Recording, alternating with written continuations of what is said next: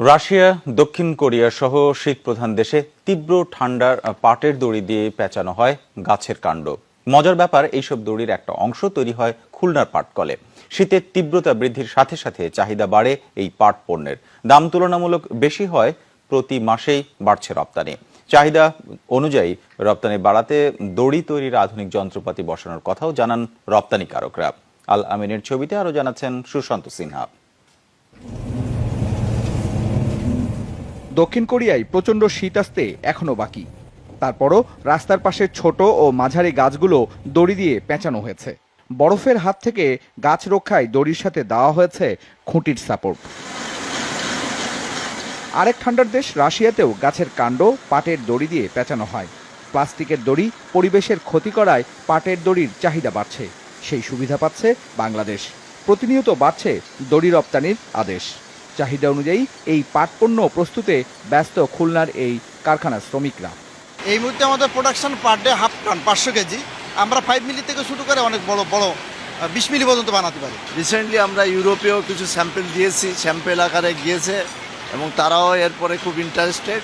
বিশেষ করে রাশিয়া, বেলারুশ, তারপরে ইউক্রেন, এইসব জায়গায় আমাদের এই দড়ি।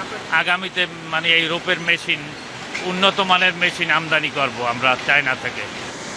রপ্তানি পণ্যের মান ধরে রাখতে কাঁচা পাট থেকে পণ্য প্যাকেটজাত করা পর্যন্ত প্রতি মুহূর্তেই চলে নজরদারি।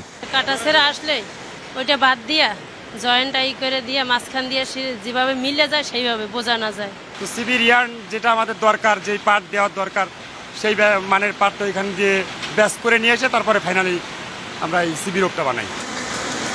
বাংলাদেশের পাট ও পাটজাত পণ্যের মান ভালো। দেশীয় কাঁচামাল হওয়ায় সময় মতো পণ্য পাঠাতে সমস্যা হয় না, আর দাম বেশ ভালো বলে জানান উদ্যোক্তারা।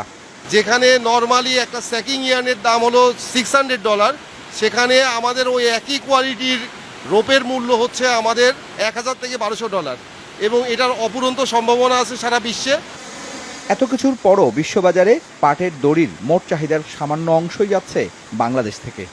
পাটের সুতার চেয়ে 40 ভাগ বেশি দাম পাওয়া যায় পাটের তৈরি দড়িতে।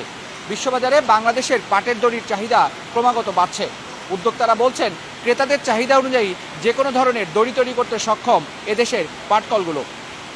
সুশান্ত সিনহা, যমুনা নিউজ, দিঘলিয়া, খুলনা।